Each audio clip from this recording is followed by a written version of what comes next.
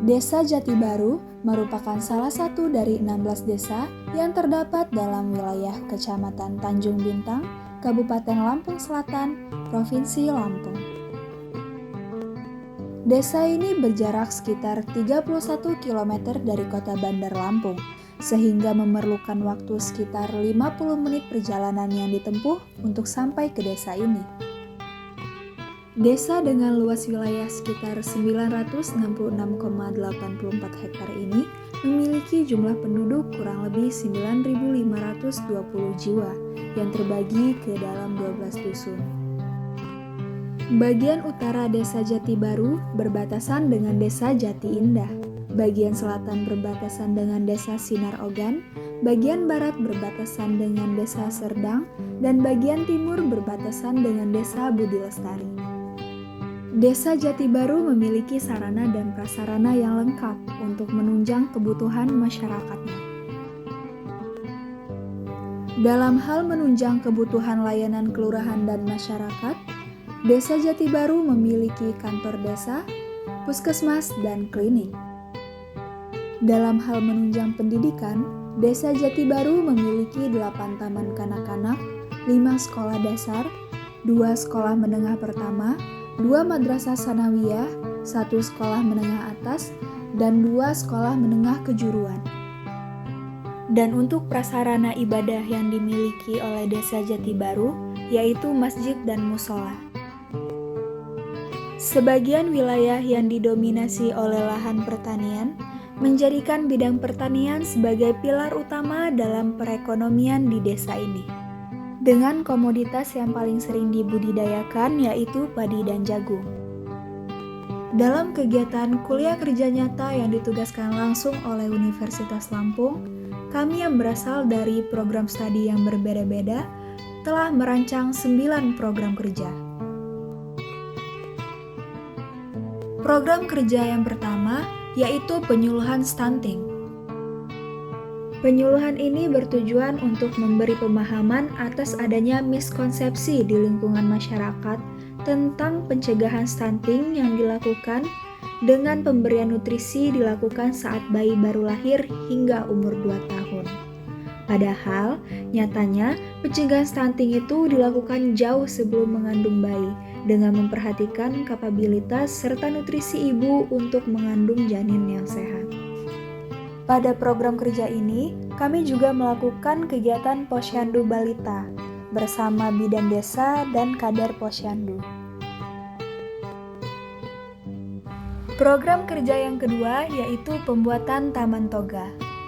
Program kerja pembuatan Taman Toga ini dilaksanakan dengan harapan dapat memberi banyak manfaat untuk masyarakat setempat sebagai pengobatan tradisional alternatif. Selain itu, dengan adanya Taman Toga ini diharapkan mampu meningkatkan kesadaran masyarakat untuk dapat mengoptimalisasikan penggunaan lahan sempit di pekarangan rumah untuk dimanfaatkan sebagai tempat budidaya tanaman untuk menciptakan lingkungan yang asri. Program kerja yang ketiga yaitu sosialisasi pemilu bagi pemula. Sosialisasi ini ditujukan untuk adik-adik kelas 12 yang sudah bisa berpartisipasi dalam pemilihan umum. Pelaksanaan sosialisasi ini bertujuan untuk meningkatkan pemahaman dan kesadaran politik mereka sebagai generasi muda, memberi pemahaman tentang betapa pentingnya berpartisipasi dalam pemilihan umum, dan untuk mempersiapkan mereka agar dapat menjadi pemilih yang cerdas dan bertanggung jawab. Program kerja selanjutnya yaitu penyuluhan pola hidup bersih dan sehat. Program kerja ini dilaksanakan di 2 tempat, yaitu TK Kepompong dan TK Negeri Pembina. Di TK Kepompong, kami sekaligus melakukan Posyandu Balita bersama bidan desa dan kader Posyandu.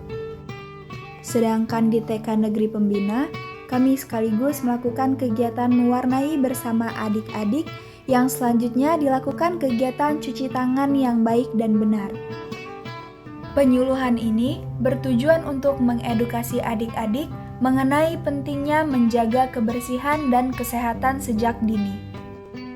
Dengan memperkenalkan konsep PHBS ini, diharapkan dapat membuat adik-adik mengembangkan kebiasaan hidup bersih dan sehat yang dapat diterapkan sehari-hari. Selanjutnya yaitu program kerja pemeriksaan kesehatan gratis. Dalam hal ini, layanan yang disediakan yaitu pemeriksaan gula darah dan asam urat yang dilakukan pada kegiatan posyandu lansia. Selain melakukan pemeriksaan kesehatan, dilakukan juga senam lansia bersama kelompok lansia, bidan desa, dan kader posyandu.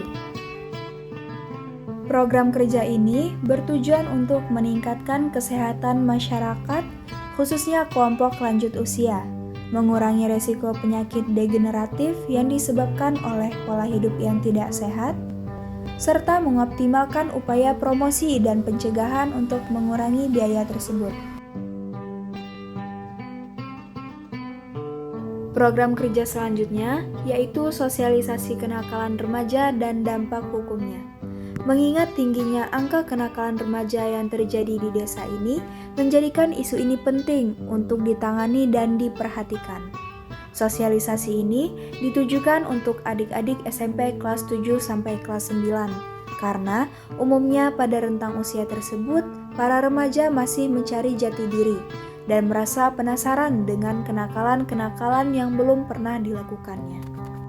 Tujuan dilakukannya sosialisasi ini adalah untuk membangun kesadaran tentang masalah ini. Remaja dapat mempertimbangkan dampak hukum dari perbuatan yang dilakukan, serta menciptakan lingkungan yang mendukung untuk mencegah dan mengatasi kenakalan remaja di desa ini. Program kerja selanjutnya yaitu perencanaan dan pemeliharaan desa. Program kerja ini dilakukan dengan pengecatan tugu desa, pengecatan dan pengaturan tata ruang di balai desa, serta pembuatan logo desa. Dengan adanya program kerja ini, diharapkan dapat memperkuat identitas visual desa, serta membangun citra positif desa dalam upaya pengembangan dan peningkatan kesejahteraan masyarakat desa.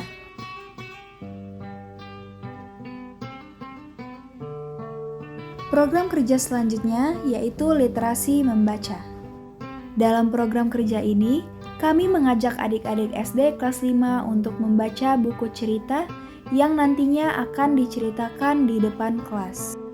Program kerja ini bertujuan untuk meningkatkan minat baca adik-adik, menanamkan nilai-nilai positif dan moralitas melalui cerita yang disajikan, serta membangun rasa percaya diri untuk berbicara di depan publik. Program kerja yang terakhir yaitu bimbingan belajar.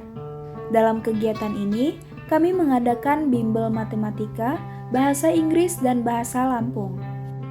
Program kerja ini bertujuan untuk membantu adik-adik meningkatkan pemahamannya terhadap materi pembelajaran di sekolah.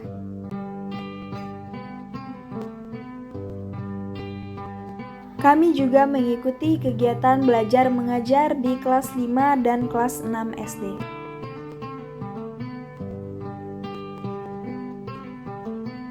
Selain itu, kami juga mengikuti kegiatan bersama masyarakat, seperti gotong royong membersihkan balai desa dan lapangan, mengikuti latihan hadroh, ikut menanam padi di sawah, pengajian, dan senam bersama. Itulah kegiatan-kegiatan yang kami lakukan selama 40 hari di desa ini. Terima kasih kepada semua yang terlibat dalam perjalanan KKN kami. Semoga apa yang kami lakukan dapat menjadi jejak yang baik untuk masyarakat dan lingkungan sekitar, dan khususnya menjadi pembelajaran bagi kami.